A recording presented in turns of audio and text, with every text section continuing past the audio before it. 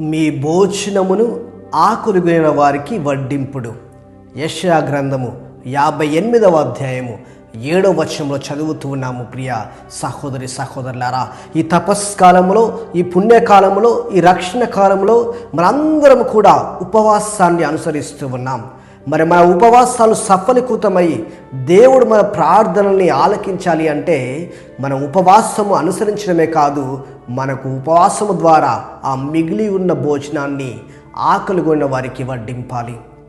మనం ఉపవాసం ఉంటున్నామని చెప్పేసి ఇంట్లో వంట చేయకుండా ఉండడం కాదు.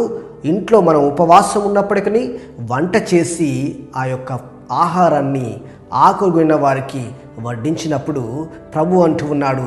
యెషయా గ్రంథము 58వ అధ్యాయము 8వ వచనములో, ఇదిగో ప్రాంతకాలమున సూర్యుడి వలె నా యొక్క కృప మీ పైన కుమ్మరించబడుతుంది. ఎందుకంటే మీరు ఉపవాసం అనుసరించి, ఆ ఉపవాసం అనుసరించడం ద్వారా మిగిలి ఉన్నటువంటి ఆహారాన్ని ఆకలిగొన్న వారికి ఇచ్చానని చెప్పి మరి 9వ వచనంలో అంటూ ఉన్నాడు, ఇదిగో నేను మీ ప్రార్థనల్ని ఆలకిస్తాను. ఎందుకంటే మీరు ఉపవాసం అనుసరించారు, ఉపవాసంతో పాటు మీరు ఉపవాసము ద్వారా మిగిలి ఉన్నటువంటి ఆహారాన్ని ఆకలిగొన్న వారికి పెట్టారు. కాబట్టి మీ పైన కృప ఉదయకాలపు ప్రాంతకాలపు సూర్యుని వలె ఉంటుంది.